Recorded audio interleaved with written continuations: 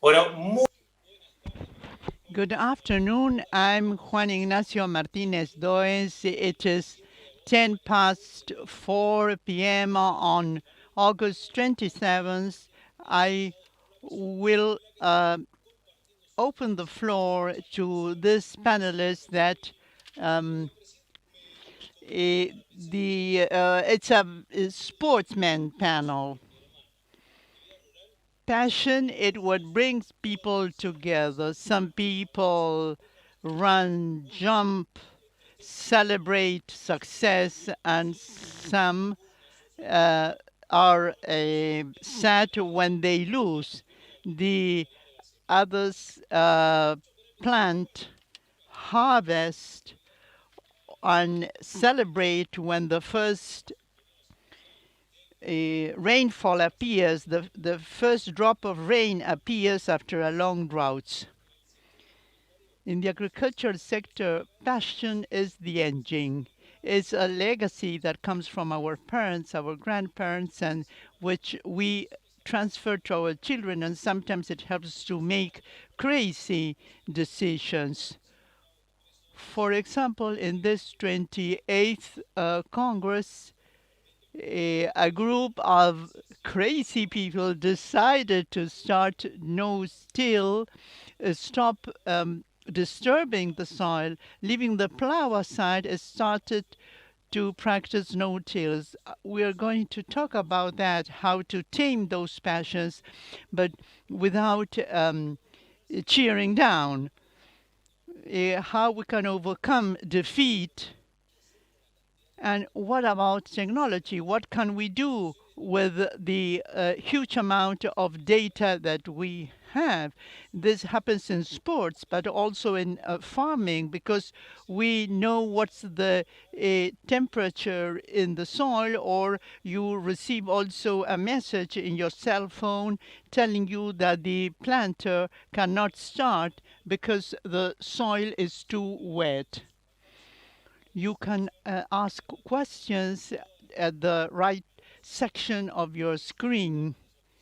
In the top menu of the main website, you can click on the tag entitled participants. You can identify the speakers and you can arrange meetings with them and participate in the social media using the hashtag Congreso de Aapresid. And if you want to see what the content of this Congress is, you can go to the commercial hall to Aapresid Space. I will introduce the member of the panels. Andres Nocioni was a key a participant of the World Cup in 2002. In 2004, he played in the NBA.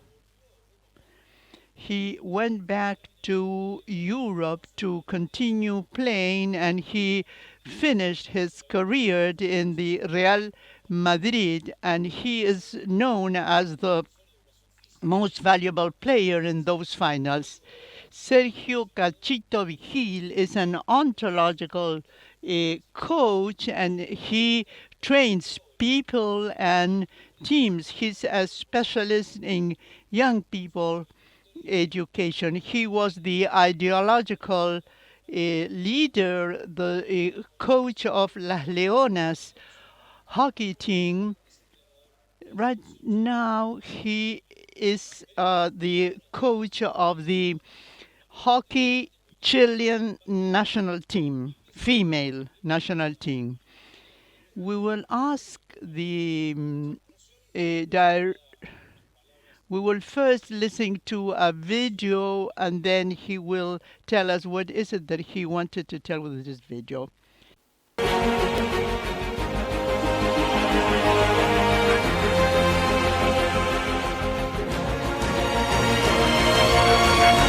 yo hablo con el corazón, siempre.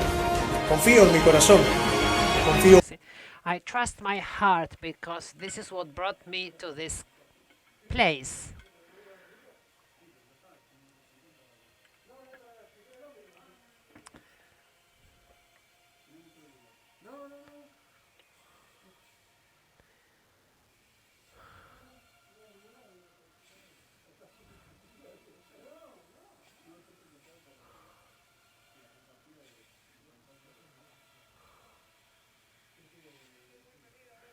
I'm really happy for having participated in a historical cycle, something which was unthinkable. I participate in 4 Olympic Games. There is no way of explaining this from the rationale. When I was watching matches, I dreamt of playing in the South American Games. I am really grateful for having been a member of this generation because this has been an amazing career.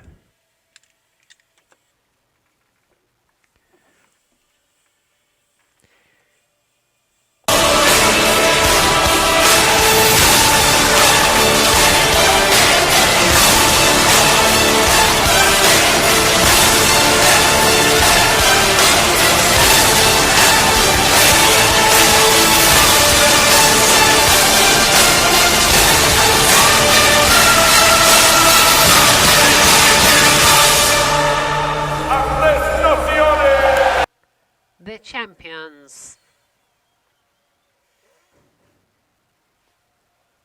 Andrés Nocioni. Andrés Nocioni is the soul within the soul, and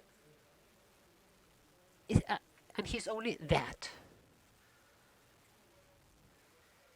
Good afternoon, everybody. I'm really pleased to be here. I am Andrés Chapo Nocioni, and the video shows or depicts my career with everything that has happened. It's a brief summary of all teams I've been playing with all over the world, but what I wanted to share with you is the process we go through along our lives or our careers in order to improve, evolve, become better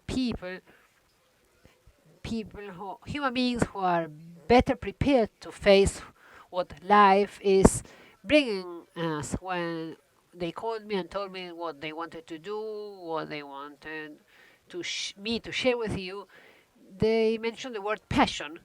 Passion and the way of playing, the way of looking at basketball. Well, this helped me to progress quickly, and I became famous within the circle that turned passion into just one component of the whole. We, the golden generation, the team, the Argentine national team, understood that it's not enough to be willing to work hard, passion, soul, spirit, heart, but it's also necessary to be ready and to work in order to be players that have all the necessary information to make the best decisions at the right time. On this day and time when technology is omnipresent and gives us too much information, we were able to understand how it helps us to become better players and better human beings. We have been working with great people who are helping us to get more mature. And in basketball players, well, we have to mature really quickly and spontaneous because our career is much younger and shorter than that of farmers or rural people. We work hand in hand with the coaches, and we have Sergio here, a very respected coach in the sports arena, because we players need coaches like him so as to get weapons and information to make better decisions during the games and within the team. And this is very similar to the decisions that have to be made at companies or teams like your teams. So I just wanted to share these introductory remarks with you. And now I'll give the floor to Sergio, and I hope you may get something out of this discussion. And I want you to understand that sport is positive for many areas and activities within our work, our activities. Cacho, it's your turn now. Well, Chapo, thank you very much for your nice word. Your soul, soul within the soul, which is what we have seen what we saw when we watched you play. We enjoyed it, and we really enjoyed the national basketball team in something which is wonderful. Wearing the same T-shirt, the same flag. This is what we saw when we watched you play, and when you mentioned the values that uh, moved you, that drove you, we understand why we felt you were our brothers in the T-shirt. So I trust my heart here, and I would like to start by, well, I will mention some tips that may be useful as triggers for questions. I'm going to share my screen. And from now on, I will ask a question. These questions are questions that a coach asks himself, or an entrepreneur, a sportsman, that a producer, that a father or a mother asks. What does the entrepreneur feels before starting his enterprise, or before starting his undertaking?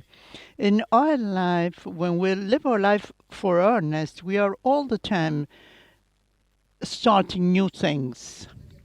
We are all the time entrepreneurs. Then this slide, this view, what is the first thought that comes to you? What do you feel when you see this slide, this image? Entrepreneurs have an equation of emotion, of possibilities, of different ways to go.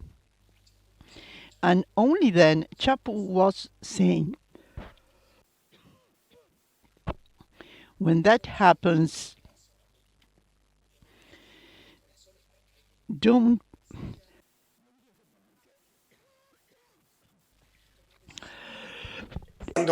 When all this happens, you must put your heart into it, because when you take a decision based on what your heart tells you, well, it's the best thing to do.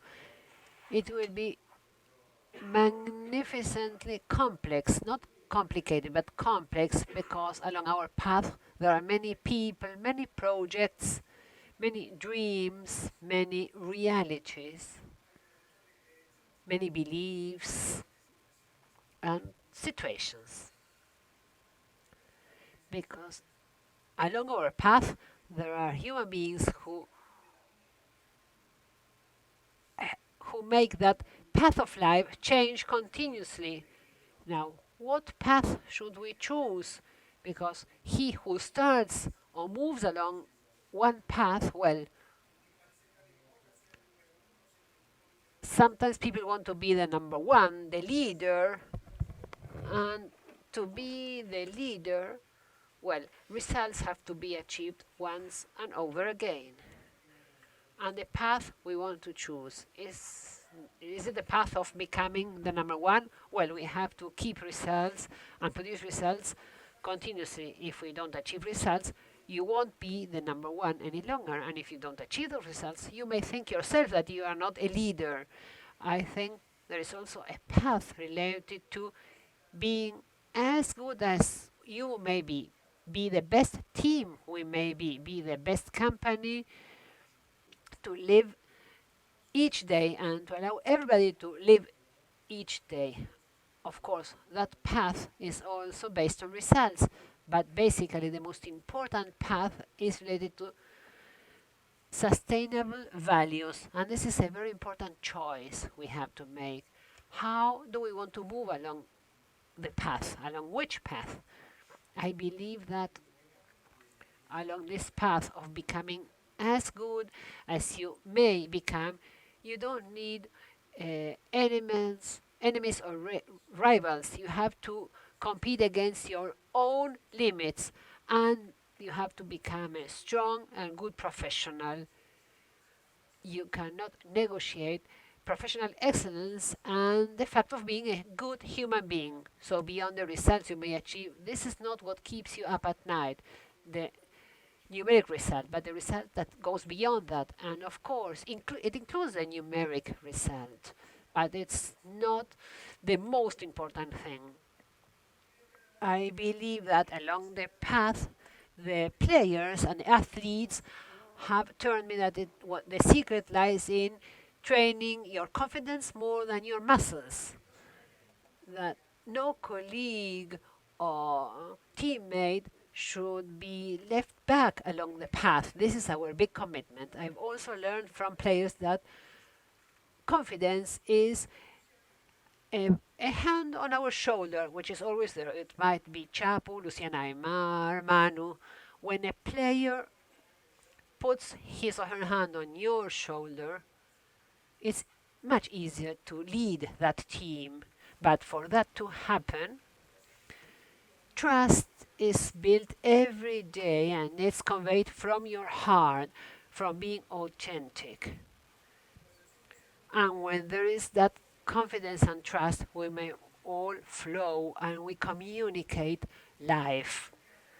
The person I've learned the most from, well, persons, is actually the players and my workmates and my opponents and the different scenarios life has shown to me. But we learn a lot from the players and from the athletes. I've learned that when there is trust and confidence in a team, there is more certainty, security, and when there is confidence and security, there is well-being. You feel well. And especially in this valley, when you talk about resilience, well, you may only achieve resilience when there is confidence, security, and well-being. And why are some teams resilient? Because you have these three elements: confidence, trust, security, and well-being. I've learned that in high competitions there are no unbeatable people nor teams. But I've realized that we can achieve, we can be teams, and we can be indestructible people and teams. And this had to do with your quality, because we will have rainfall, we will have storms, we will have drought. We will be prepared for everything. Things might change, but when there is sustainability and values, teams become indestructible. We need to be in the center. They may walk aside the center, but then they will come back. I realized that passion is not in things. Passion is in us. And loving what we do and with what to do them is being passionate, being crazy with passion. When we leave our legacy for others to follow is what I've learned from the teams. There always have been possibilities to expand and to improve. And I think that this is really winning. When you plant thinking of a collective harvest, you can never stop. And I think that the most important way of winning is winning for a collective winning. It's a pleasure, Aapresid, to share this experience with you, with growers, and as Juan said, passion unites us, brings us together. Thank you. Bueno, muchas gracias, Cachito, por tu presentación. Thank you very much, Cachito and Chapu, for your presentations. As to trigger some questions and comments, many entrepreneurs and many growers and farmers are listening to this. When we see you, I say you are two successful people that have received medals. Cachito showed that sometimes you can lose a game, but you win all the same. The question is, what could help a grower that have 5 or 6 employees, and sometimes things turned out to be not that good in the agricultural sector. It rains, it does not rain, the fence breaks down. How can we work to motivate, to incentivize, to cheer people up? When those things, those specific things happen, when there are problems that are specific and they are out of control right at the moment it happens, but you could control it later on, you need to take as a basis the makeup of the team. We talked about values, about all the things that we need to have to try to overcome those problems. Things There'll always be things that will keep us off our way, and probably we need to look somewhere else, but we will never lose our original plan, our original goal, what we want to achieve. So in order to meet your goal, you can't do it on your own. For instance, when you work in the farming sector, you need people, you need a team, you need committed people around you to do things that you need. As if Sergio led a team that does not take sides with him or does not feel identified. In order to overcome these problems, we need to make up a team. We need to have a team when each individual has a role and participation, and also that each of the members, the team members, have a reward. They have to understand exactly what is the role inside the team. So whenever we have problems, it is better to have a well made up team. When we had those problems, we have a good reaction because we want to have a united group. And sometimes it is important to empower other players in the team. You have been so clear, your words have been so clear that it's not much that I can add. Chapu talked about coming back to the center. There's no way to avoid stepping aside of the center, because there are many situations that make us force us to step aside of the center, weather conditions, externalities, any kind of externalities, a failure somewhere, a goal, a bad goal, a scolding, a discussion, a quarrel. But real teams are the teams that go back to the center again, because they do have a center. They are sustained on values. They have a huge dream that goes beyond the people who are playing that games, or the growers or the farmers that are making up the agricultural work. So the huge dream has to do with more people. The huge dream was to have hockey in place, and hockey is here today because we are the people that make hockey happen, that make the team happen. I don't need to add much more because Chapu was very, very clear. So it is important to bear in mind that the dream should be bigger than the goal. The dream should go beyond the goal. So sometimes there is a goal that cannot be achieved, that it is interrupted. But we cannot what we cannot interrupt is our way towards our direction. And we cannot interrupt is the legacy that we want to transfer. That's why it's so important to listen. Cachito, this question comes from the audience. what is the most important thing to lead a group of people? What is the feature, the characteristic that people most value of a leader? I'm talking about leadership from the point of view of the coach, and then Chapu can talk about leadership from the point of view of the player. So, Cachito, what is the most important thing that you need to lead a group of people? Be a sports coach. It does not make you a leader. It makes you fulfill that role.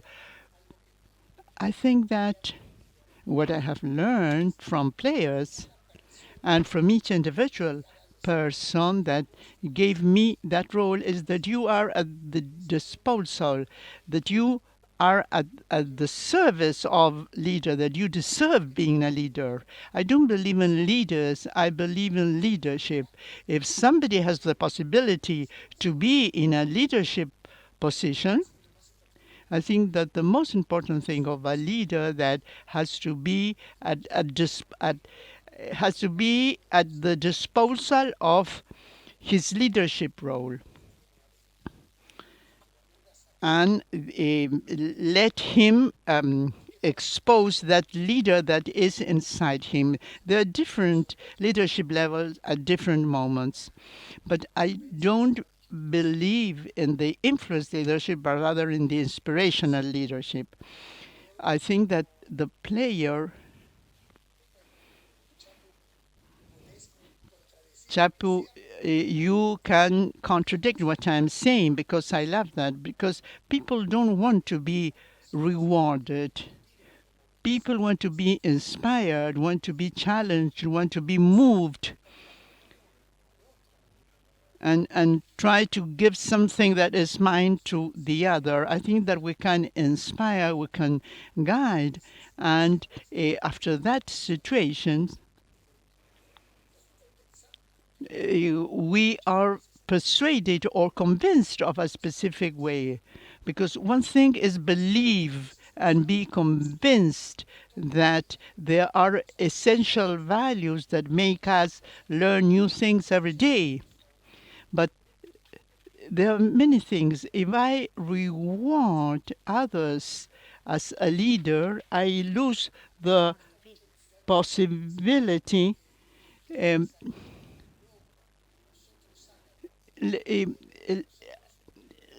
Leader is people think that a leader is to have to have people do things that they don't really want to do, but the leader wants them to do. I don't think that that's a leader. I think that the leader has to be at the disposal of people, have to feel that he wants to service the others.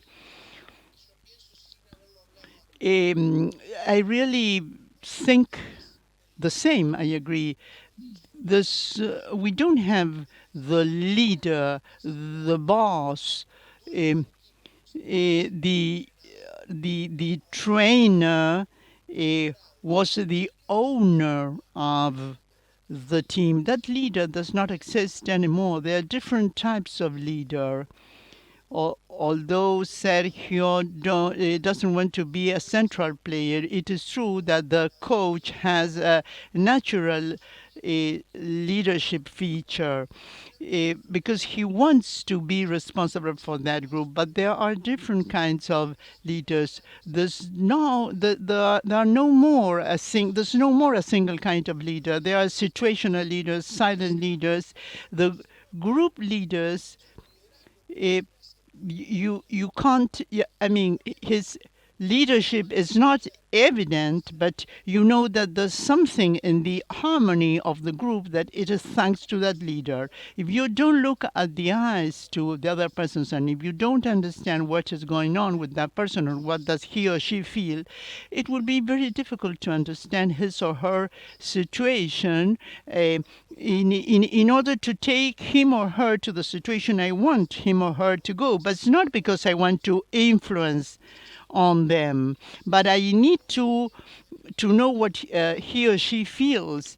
I need to know if that person is comfortable with the role he or she is playing in the team. Otherwise, I won't be able to expect a specific performance from that person. So we need to understand that as a leadership feature. The same when you are the leader of a company or of an institution. It is very important that leaders now, they are tangible leaders, leaders that are close to us, as not leaders that are far up in the mountain riding a white horse. Behind that leader, there are many, many other leaders.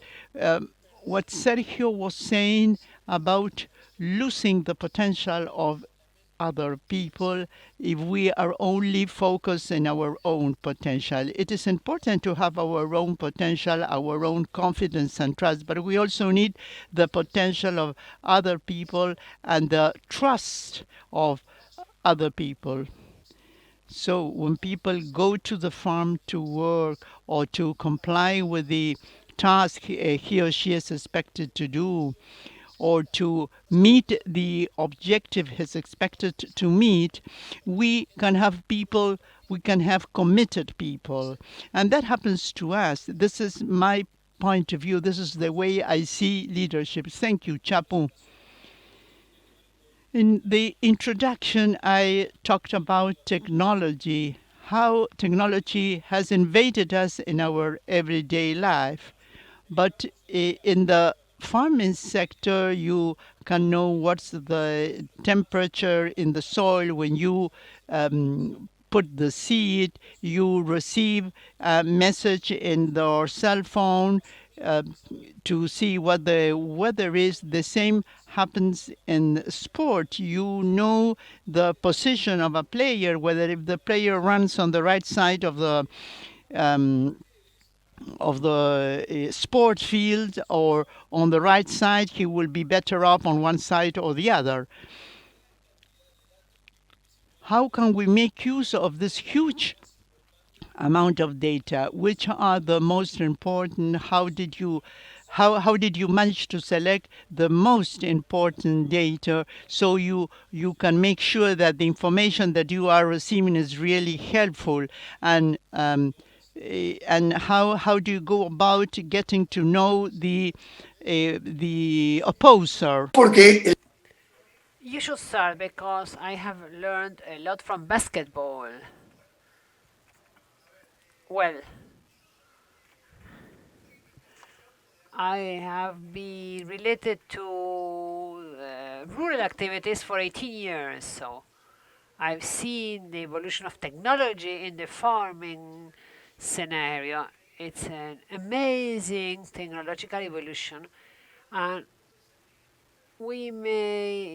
you may be intimidated by this. When I joined the NBA, I faced something similar.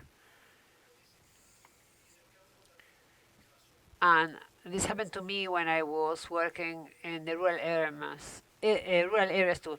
Once there was a playoff in Chicago, and we got a binder with a lot of information about us and about the other team we were going to be playing against. It was overwhelming, actually. And when we had to start reading it, well, we couldn't understand it at first, but when we got to understand what the information was good for, we were better prepared to make decisions. In sports might be different from the farming. In sports, decisions have to be made quickly, based on intuition, coming from the gut feelings, in milliseconds. In farming, you have more time to process information. During a basketball game, the information is processed in seconds. You see a player, you see what team he plays for, and you know what he's going to do. In rural activities, this is different because I can see what I'm doing well, what I'm not doing well. I improve where I'm not doing well. So it's two different systems, so to say. But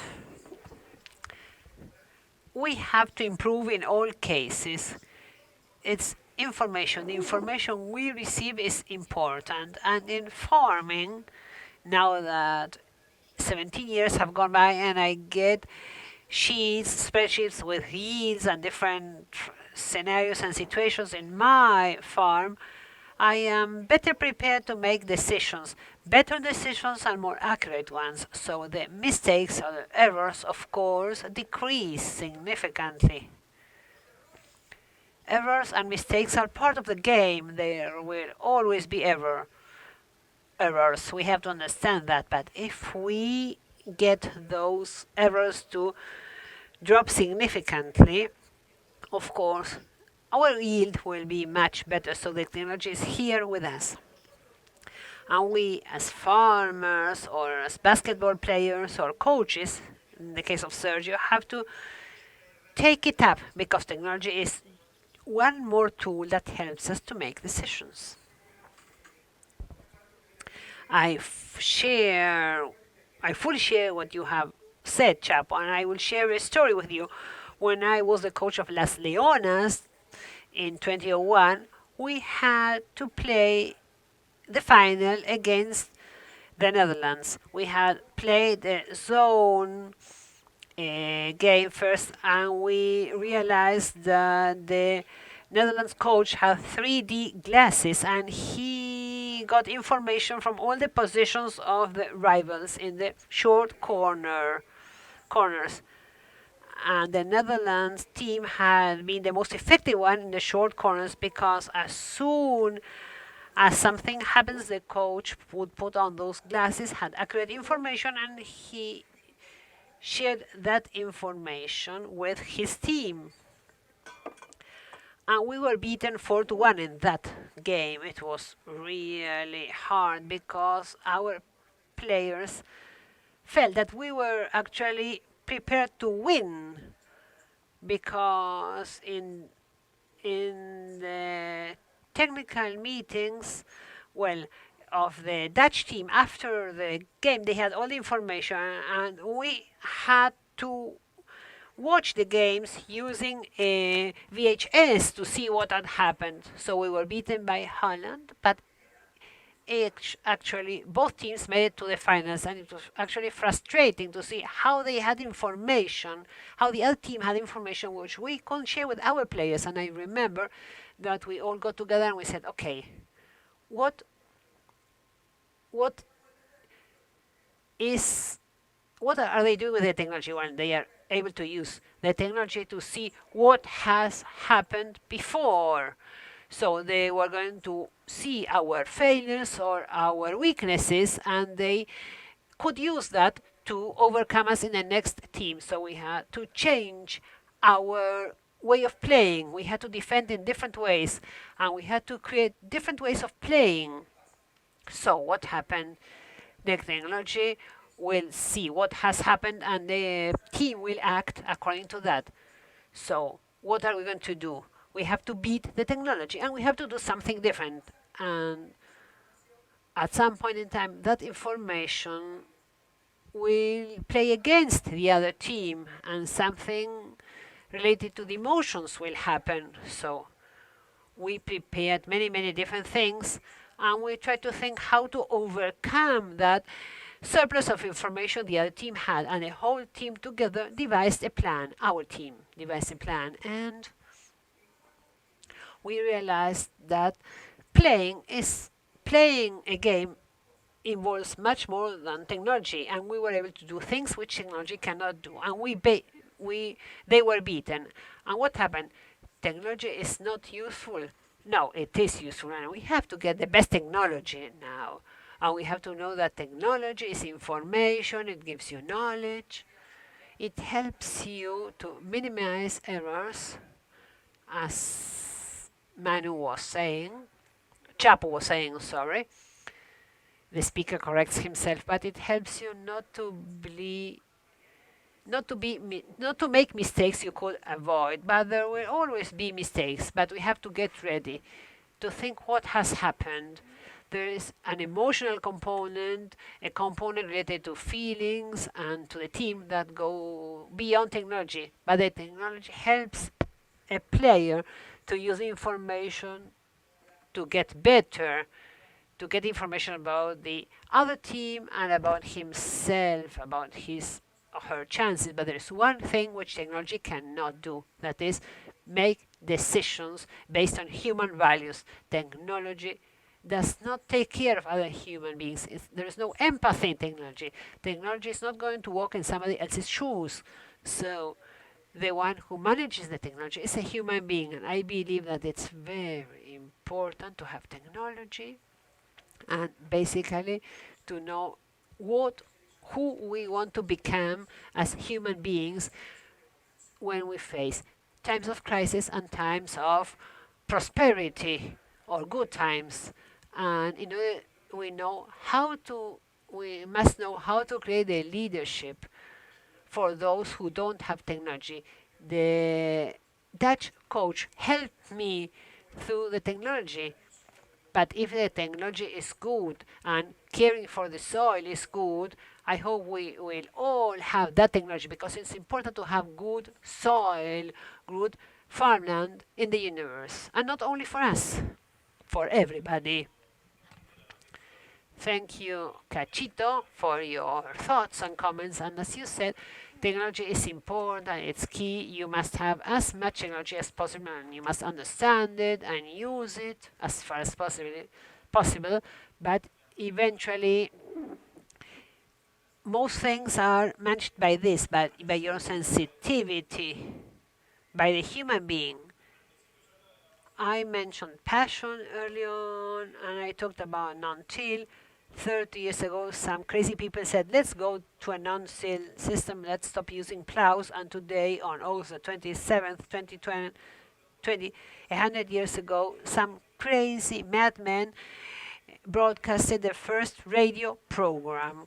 And they made a decision when people would say, this is impossible. And this happened 100 years ago. In the case of non-till, well, this was launched 30 years ago. And I have another question from the audience. It's interesting because the farming sector is continuously facing people who think otherwise. And this person is asking, how do you think we should tackle or face or work with people who think differently?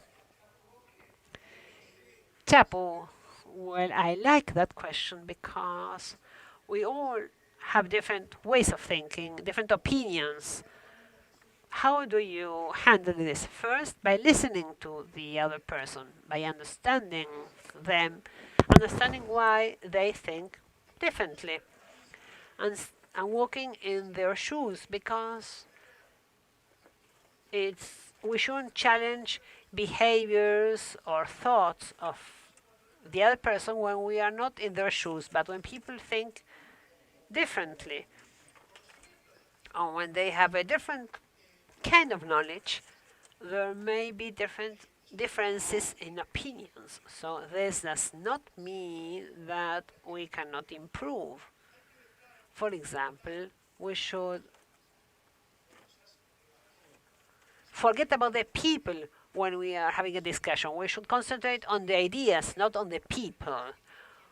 It's not important who says what, but what is important is what is said. So when somebody has a different opinion, an opinion that is going against my opinion, it's important to discuss the idea, because if we personalize things, it's different.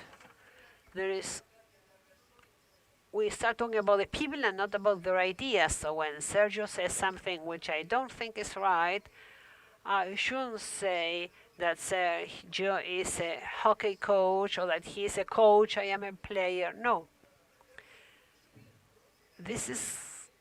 I've learned this from talking to outstanding people I've met throughout my life. And the best point of any discussion is discussing ideas. So communication is key. It's important to talk, to convey your thoughts, so that the other party may get it in the best possible way, and to have to be open-minded,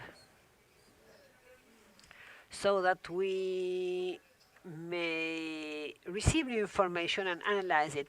You were talking about non-till, Juan, to give you an example of farming. In order to start with non-till, somebody had to change the paradigms. There has to be a complete change of gears, and this is very tough. That's why important companies, leaders, change the paradigm, change something that has been done since ancient times. But in your case, in the non-till system, there were some people who decided to change the paradigm, to change the way things were done. They gave it a try, it worked out, and they moved forward with it. So you have to be open-minded. That's why ideas are the most important thing, not the people who state them. I've loved it. I loved it, Chapo. I have 3 values I want to share with you.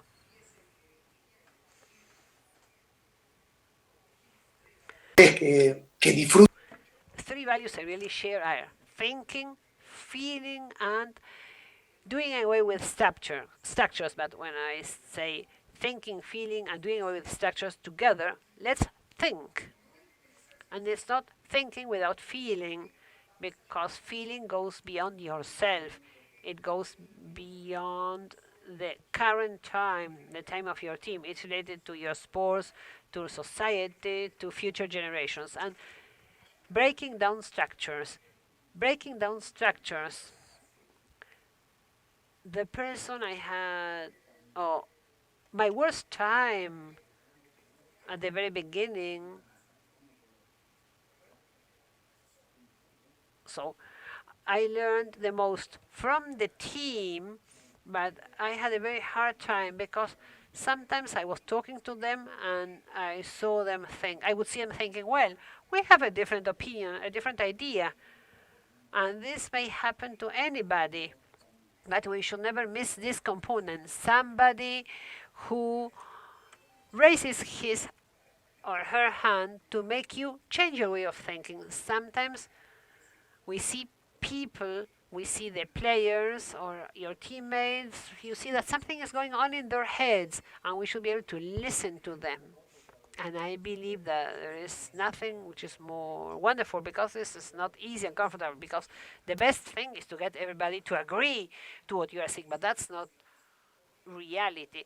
This situation of being uncomfortable is what helps you to grow, to feel. I think that the best thing ever is to, well, we discuss ideas to get better, to improve, not to be right. We have discussions to become better. And when the other people feel that, we are having a discussion to improve, not to impose our ideas, something excellent happens, because the whole team feels something. They feel they are moving towards excellence. And what is excellence? Well, we don't know. We should try and find it. And through different contributions, you get something better. And when you go home, all your beliefs might have changed. So that's where you break down structures. And there's nothing better than breaking down structures. Life does not take place between 2 walls. We sometimes want to hold to the walls where we know everything, and we want to move to the next wall. And that's not right. We have to dare to go through those transition areas where you are not on this wall, not another, and you are not holding to the other wall yet.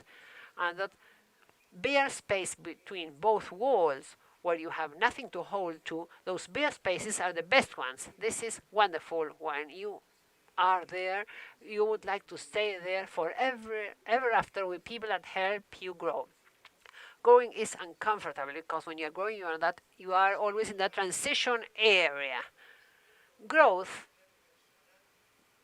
personally, well, I believe that when you leave your comfort zone, when you feel really at ease or comfortable with something that is happening, you sort of adjust in some way, and it's very difficult to leave that structure, that zone. So each person or idea that helps us or drives us out of that comfort zone of being a place where we feel comfortable helps us to grow.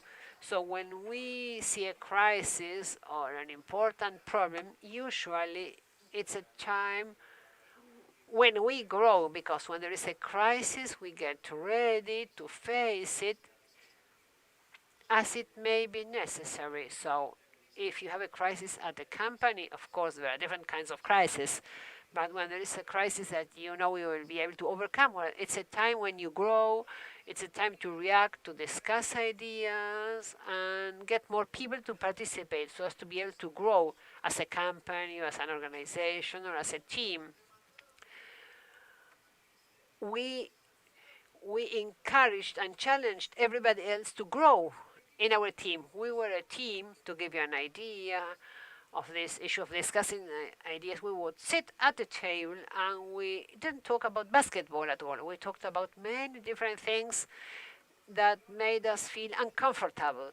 So we discussed those issues and ideas.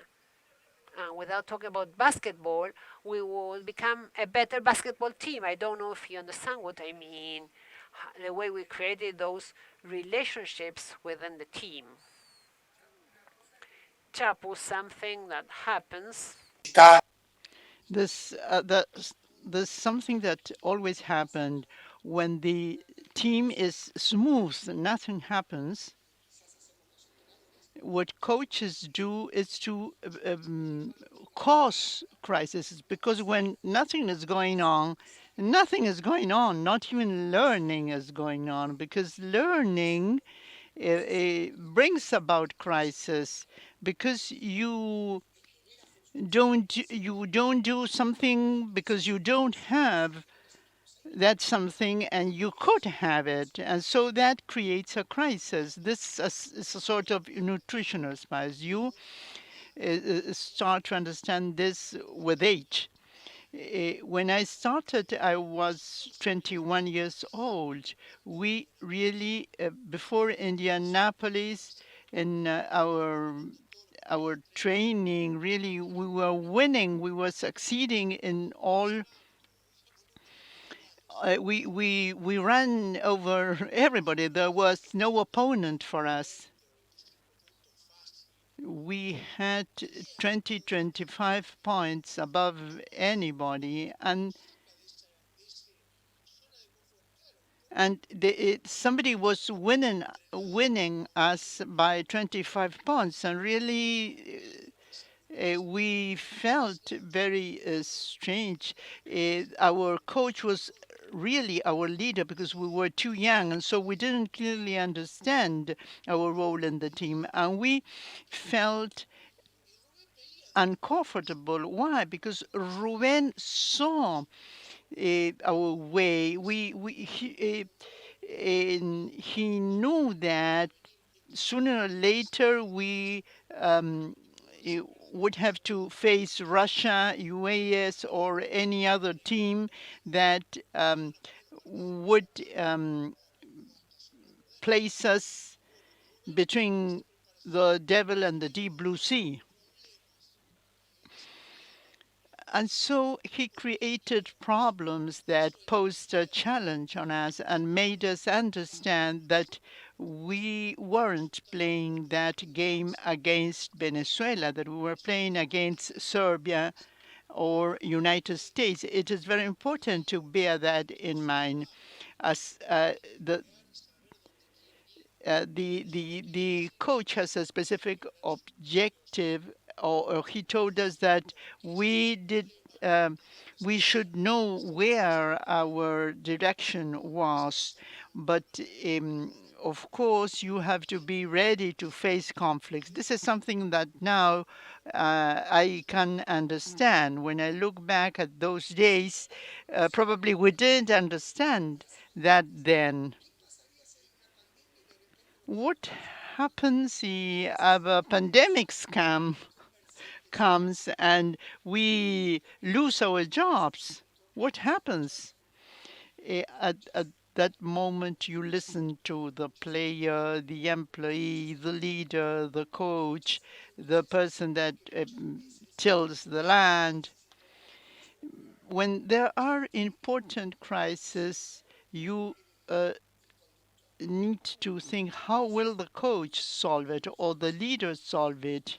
Um, uh, Oftentimes, probably we realize that we have to get rid of 4 people or 2 players or whatever because there's not enough budget. We can't afford to have these people in the team or in the group of employees.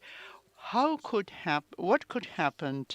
And it's not that I'm telling them, okay, I have the solution. No, what I'm telling them is, please help me out in this situation so we can find together the solution.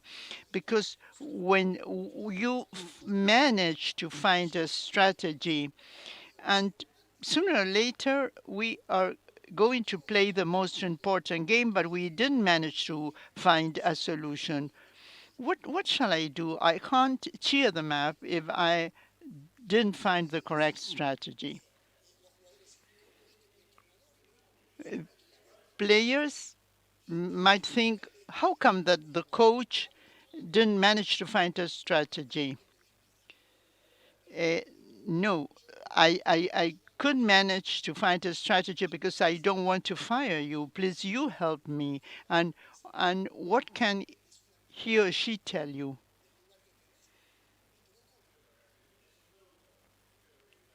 Uh, it is comparable to the fact that you have a house and you sell a room of the house. I'm done. There are many questions from the audience, and really, I'd like to ask these questions to you.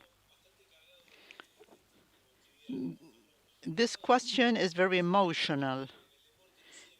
The the person says that oftentimes young people today don't have the capacity to listen to more experienced people or to learn from them. And in the farming sector, how can you go about not losing your inspiration when the conditions are not favorable? Um, this question has 2 sides. On the one hand, you know what comes after, and some young people don't have the capacity to listen. And on the other hand, how can we do not to lose our inspiration? I think that the way to reach young people is understanding them. This happens with coaches that talk to me and they tell me, you cannot talk to young people, you cannot communicate with them. Young people, um, n- young people don't, or younger people, not exactly young, but younger. What happens? We're not able to reach young people as it happened in the past. Today, people do not talk as much as they talk um, today because we have technology inside us. So we need to understand how to reach them. And we think it over, we think it many times, and we believe that this young person does not listen to us. But that's not the case. We need to understand how to reach them in a way that interests them, how to motivate them, how we can show them what is interesting, giving them things, stimulating them or giving them objectives to meet so that they make an effort to reach that objective. This is a way to reach young people, motivating them in a positive way, a constructive way. And the other comment you said, um, how can you go about considering the situation in Argentina that things are not very well? Argentina is a complicated context. I've been working in the farming sectors for 4 or 5 years now, and I know that the rules of the game are not as clear as we might expect. But I think that this presentation, it talks about passion, about our spirit, our heart, our soul, about trying to be better. We struggle with we struggle with ourselves. We need to try to do the best in our job, in our situation, in our environment, and know that results, that outcomes will not be what we always expect, but we cannot lose the idea or the objectives. We have to keep that no matter if the rules changes or if the drivers or the factors are not what we want. We were talking about self-confidence. We need to be fully self-confident and love ourselves, so you can generate the same feeling in other people. So in order not to lose hope, we have to remain strong and try to pursue our goals and our objectives. Of course, we will have many problems. As a team, we had to face many problems, not one, two, or three problems. We always had to face problems. Hardly ever, um, hardly ever you don't have problems. It's not in our country that we are not well. In other countries, this always happens. We must not believe that we are in Argentina and we are the center of the world. By no means. Everywhere there are problems. So we need to follow the direction that you want to you want. I could add that uh, being experienced is different to be part of an experiment. The worst thing that happens when you share a life experience is become a part of the experiment, or be, I mean, to live an experience is not the same as having all the experience. Uh, and you uh, today you are delivering a talk and you see young people clicking into the cell phone, and it's not that they are chatting with somebody else. They are taking notes in their cell phone. So we need to adapt to that, and we need to keep our values. This is something that should be kept. We can communicate with 50 people at the same time. Today, in the cell phone, you can say I love you with a heart, and that's all. And also, you can share a coffee with a cell phone. This is as a first point. We know that rules are going to change, and we already know that. But the important thing is that in that space that Manu was talking about, in our own, que respetemos los acuerdos. the thing is that we don't have to change the rules, um, because if it does not happen there, it does not mean that it won't happen here. From your place, you can have other people doing things, or you can have things happen, and you need to know strategically that rules will change. If they don't change, so much the better. And the last point is to listen to young people. I would like to ask people, what is it that you wouldn't like? I'm 54. I am 54, but I want to know what music you enjoy, what things you like, what things you don't like, or what makes you feel uncomfortable. And only then I start to understand what things uh, disencourage him or her, and what things encourage him or her. And so we start to talk. And the first thing I try is not to convince them that the past has been better. Otherwise, if we thought if that were true, we would have a better universe, and we don't have a better universe. So I try to get them to help me build a better universe. I need to open my heart, my head, and listen to them. And sometimes they told me, you know, what happens that values are in our wallpaper, uh, but actions do not match values that are posted up there.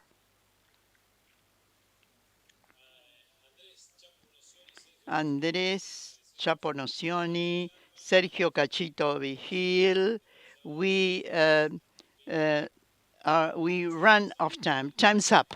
Time's up. I think that people were very pleased with this because they asked lots of questions. We couldn't ask all those questions. We thank Aapresid this space to discuss and to get to know new aspects from you that don't have that have to do not only with sports but of how you are as people, as persons, as individuals, and how can you transpolate these to agriculture or farming companies. Thank you for inviting us. If you take home a very small thing, I think that it's okay, it's great. Thank you, Chapo, for sharing this panel with me, and Juan, thank you very much for moderate this discussion. I want to thank Aapresid.